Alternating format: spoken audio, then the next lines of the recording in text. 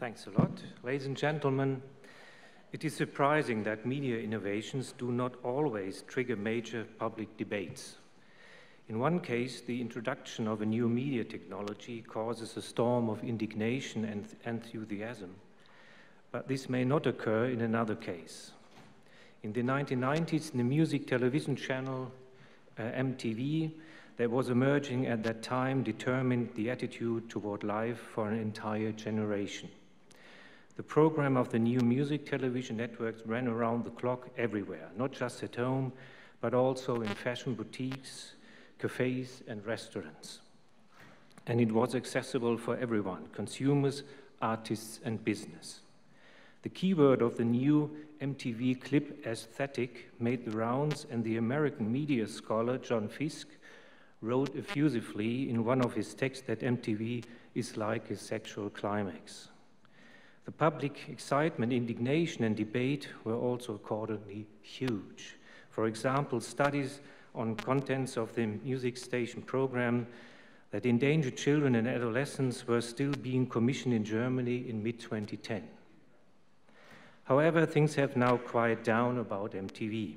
Instead, the current YouTube is at the moment attracting active public attention, but not the kind that is agitated and controversial. In a comparatively still and quiet way, YouTube has become the central video archive of the present. More than 4 billion YouTube clips are watched every day by more than 2 billion internet users throughout the world.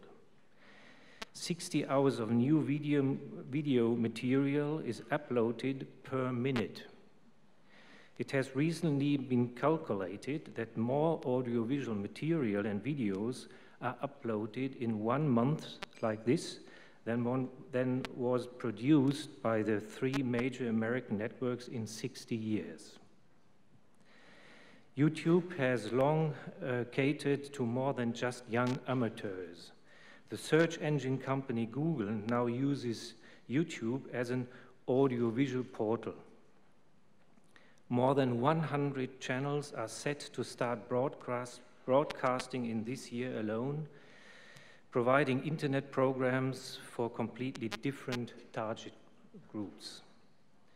One video player channel by the name of Machinima supposedly already reached more than 150 million users in January. Even big stars are involved. Madonna curated the Dance On program, and Shaquille O'Neal presents a comedy channel, and the rapper Jay-Z has a lifestyle offer. The web and TV are interlocking, and YouTube is becoming the new mass medium for small, young user groups.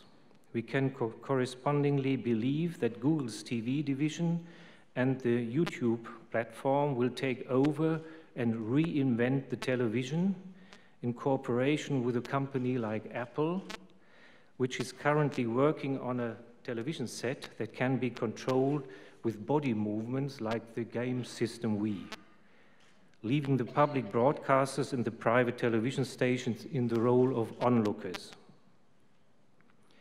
The reception given to these new offers has also changed. Many young people are already supplementing their TV set with a second screen. While they watch television, they also surf on a tablet PC or smartphone, communicate with friends, and even talk about the television program, both at the same time on the web. Current market studies show that young digital natives change the medium about 30 times within an hour. And smartphone users like to activate the touch screen of their cell phone at least 100 times per day. The broadcasters follow these consumer habits and offer so-called companion apps. The users receive various background information related to the program to download and look at parallel to it, including advertising. This is how competition arises for TV broadcasters and TV programs through these types of apps. The television of the future will look like the smartphone of today, When it is turned on, we will see a surface with many apps, such as those leading to a feature film, a live program, a pop video clip portal, or a classic special interest channel.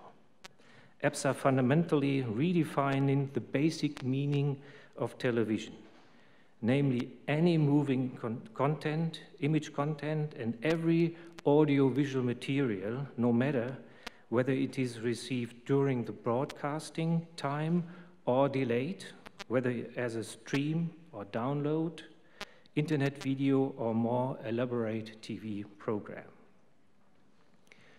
The economic potential of the app market appears to be gigantic.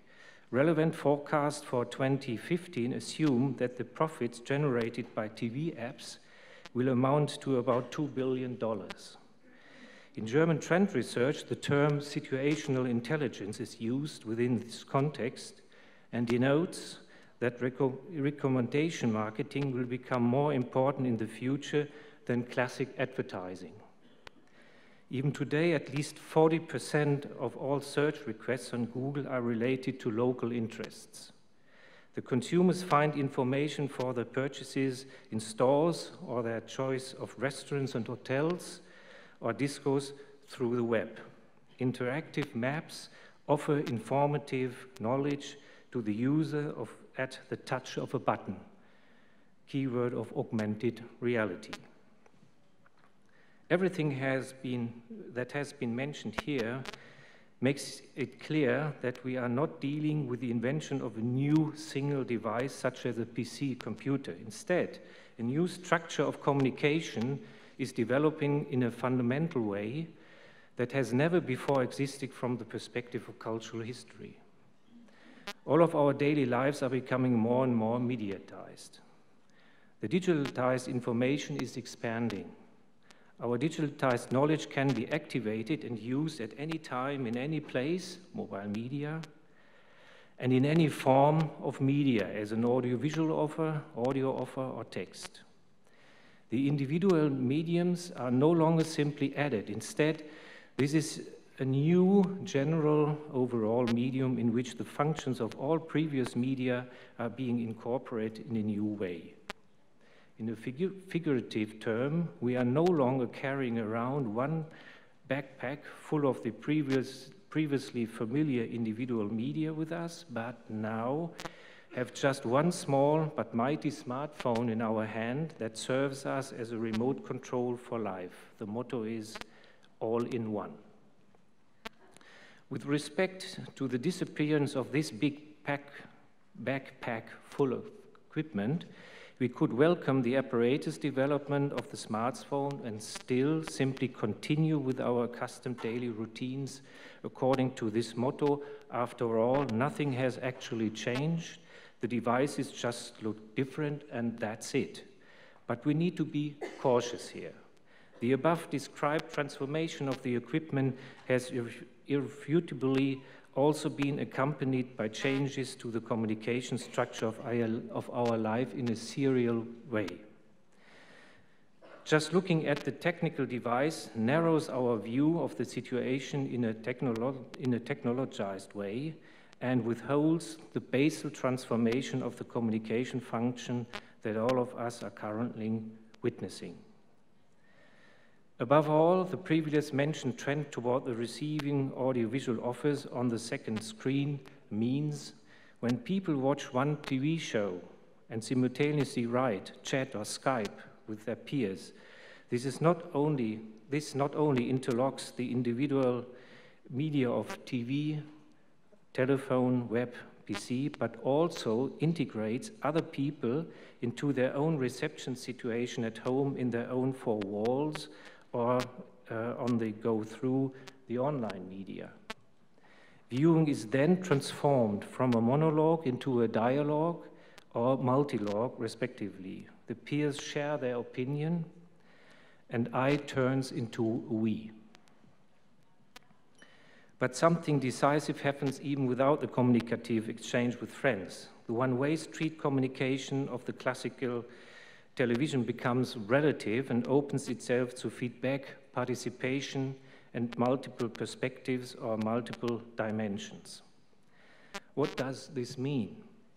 The example of the above-mentioned companion apps by the TV broadcasters lives from the idea that broadcasters present their offers of information and entertainment simultaneously with the message of relativity and invite the recipients to expand and extend their search for information. One piece of information is not necessarily correct, but it is the construed information selected by the editors that stands in a field of various opinions and interests. The recipient is called upon and practically obligated by this installed communication structure to form his or her own opinion. What was introduced by the communicator side primarily as an instrument of customers' loyalty is now silently and quietly developing an epistemic effect. The dissolution of boundaries for the individual media and the pluralization of the media contents also lead to the permanent confrontation with the relativity of our social perspectives, which, as we know, is characterizing our lives more than ever. If nothing else, the web encyclopedia, Wikipedia, is a good example of this multi-perspectivity. The Internet lexicon has been developed on the basis of cooperative online communication. One author writes an initial text, additional authors optimize, supplement, and correct it, and likewise cooperative moderation monitors compliance with the basic ethical web etiquette. The result is impressive. All of you have long convinced yourself of the qualities of the entries. Even the current scientific comparison between the established and recognized print lexicons and the online Wikipedia encyclopedia show that the latter does not need to shy away from such comparisons. But what does it mean to get involved with the use of such an online storehouse of knowledge on a permanent basis? With my all-in-one cell phone, I know that I can access Wikipedia knowledge in many languages of various cultures at any time and wherever I am. This correspondingly relieves me with regard to a type of work division. I know where and how I can have quick access to the relevant knowledge, rely on this process, and therefore correspondingly do not need to memorize as much. After all, I am carrying my library with me. On the one hand, this is convenient, but on the other hand, it is necessary. Why it is necessary? Globalization has opened up endless horizons for us. We now have such access to an overabundance of information and pictures, etc., that we can no longer remember all of this, even if we wanted to. And secondly, it is now undeniable that we live in a highly accelerated world that produces many new and current things and constantly reshapes the old so that we are happy to find a place where the new or even just the presumably new can currently be processed. This means documenting, describing, discussing, and evaluating it. And this is also one of the biggest trends of an online encyclopedia such as Wikipedia, its up-to-dateness. The two above-mentioned facets of our current everyday life, companion app and online encyclopedia, must show that both our knowledge as content and our thinking as an activity are changed by the digitalization of our life. The media distributes cultural diversity and complexity of meaning. The accompanying relativization of perspectives reveals the construct character of the world. From a social perspective, the individualized person must create his or her own order of meaning. This is a Herculean task which people attempt to master more than ever in the peer communication that have an offline and online basis. What does all this mean for media pedagogy and the promotion of media competence? It should be distinctly be clear by now that both have major challenges facing them. In the classic era of television, people were still able to devote themselves to one single medium. The comic book is good, bad, the television is good, bad, the video game is good, bad, etc. People were also able to deal well with one single show. After all, a comprehensive children's program was not available before the 1970s, at least not in the German-speaking region. The older people among you will certainly remember that the beginning of scientific research of the effects of children's media only started with the worldwide broadcast of Sesame Street in the 1970s. At that time, the idea about the preschool of the nation made the rounds, and the hope of positive cognitive learning and successful compensatory upbringing was connected with this show. Furthermore, there were also clear evergreen topics that could be thankfully handled by the individual media and media offers, such as the topic of television and violence. One continuous object, namely one manageable media landscape, could be securely grasped and still comprehensively researched, accompanied and controlled as a result. And today, the example of YouTube makes it apparent that the dissolution of the media boundaries through the extensive digitalization has allowed the concept of television in its classical form to become obsolete. Classic television has long become a phase-out model. I can now read a comic book, see and hear a music clip, follow a TV soap opera, and simultaneously chat with peers on one digital device, all in one. Consequently, the promotion of media competence has to deal with all media technologies and all contents that are used at any time in any place, which simply means one has to deal with nearly everything at the same time. And that's a hard job. The contours of content of the media offers have also become blurred. The boundaries between information and entertainment has become fluid. More than ever before, knowledge is presented in an entertaining manner. For example, in TV, history, docu-soaps, or PC games set in the Middle Ages, or current TV information magazines such as Galileo, to which young people in German-speaking region are quite receptive. Or knowledge is Googled and served in the web by kids and adolescents themselves. A general prohibition of such offers and opportunities would exclude children and adolescents from truly interesting and attracting media offers. Is this really what we want? After all, we know there is no education without media. And the environment of learning in schools has also changed. The electronic whiteboard opens up multidimensional learning. People learn cooperatively in the group and have online access to every source of knowledge in the world. Texts and course material are increasingly provided in a digital form.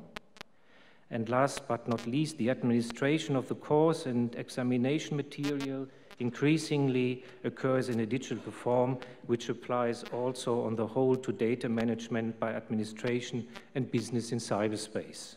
And this pertains equally to young and old. If we keep in mind this extensive mediatization, the previous valid characteristics value of media pedagogy are set in motion and come under pressure. Anyone who consumes more than 4 hours of media, which is not just the electronic media, but also print, tends to be considered at risk for addiction. But how quickly do these 4 hours add up?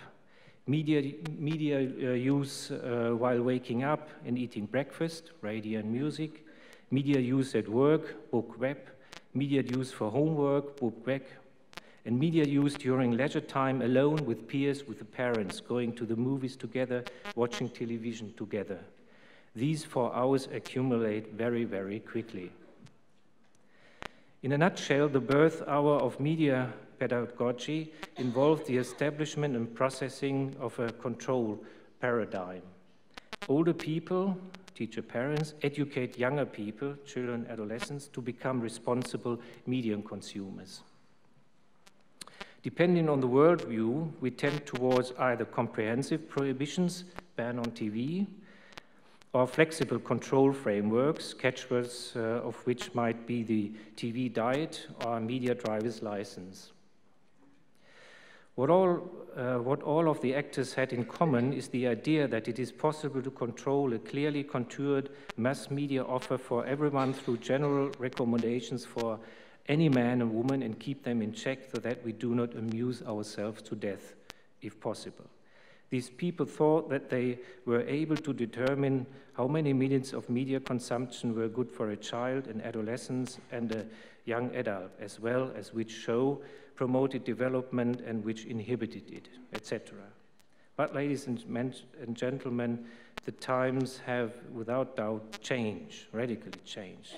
Whether we want it or not, we love it or not. As a result, it is also essential to readjust the promotion of media competencies in the digital world. And in closing, I want to list 6 points which I think are very important. First, the classic asymmetric structure of media pedagogy, old guide the young, must be replaced by a flexible, cooperative, and symmetrical promotion of the necessary media competencies. Cooperative means that young and old mutually master the challenges of digitality, because much of what is accessible through today's media must be discovered and processed by all of the media consuming generations, no matter whether young or old. Symmetrical means that material offered by the media must be mutually developed and processed by the young people, whether in learning work groups at school or in peer context during leisure time. All of us will not be able to avoid the necessary process of making this useful. Peer involvement approaches in the promotion of media competence, which primarily means the form of peer education, are a proper and important step in this direction. There's already a science in America that calls itself peeragogy.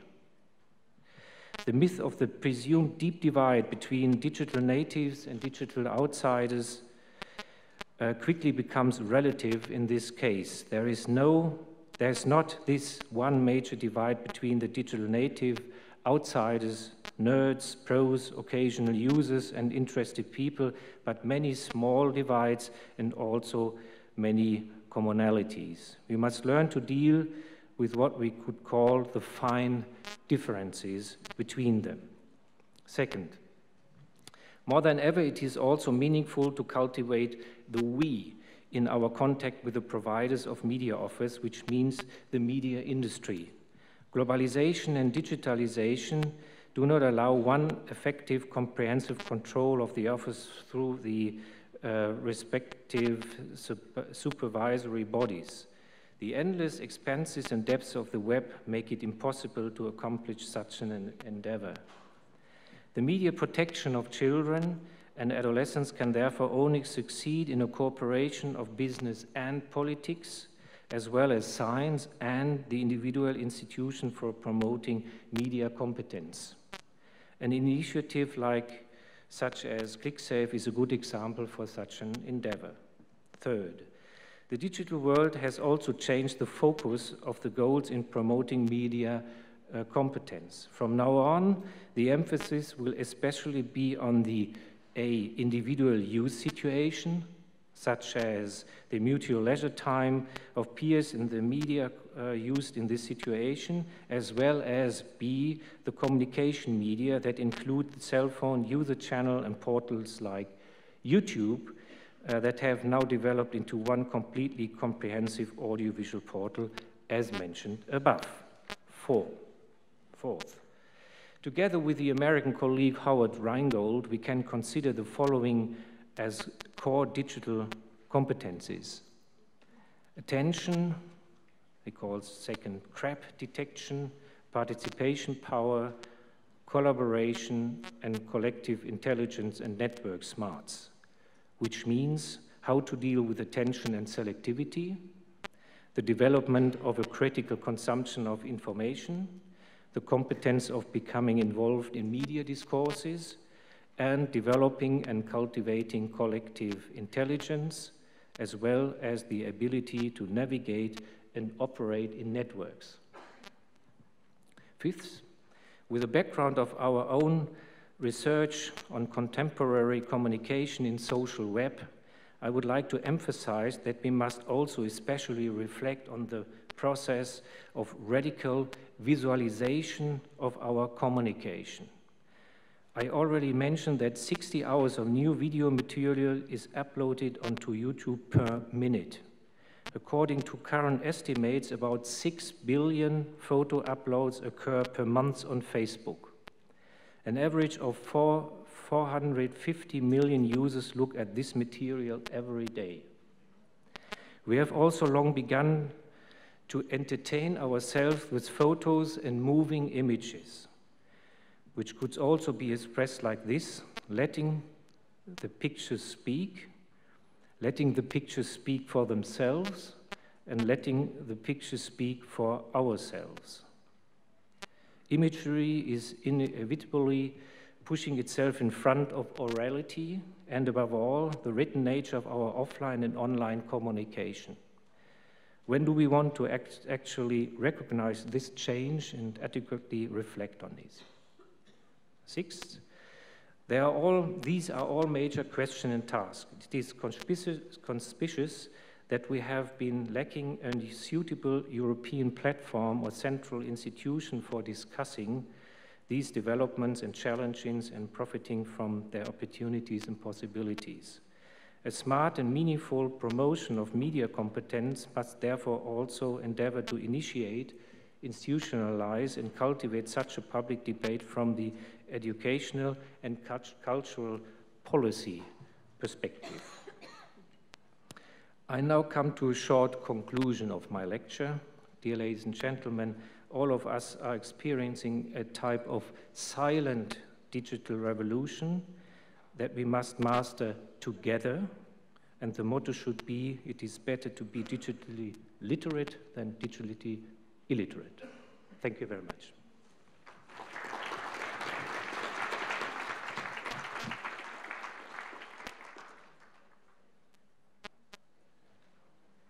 Dziękujemy. Proszę Państwa,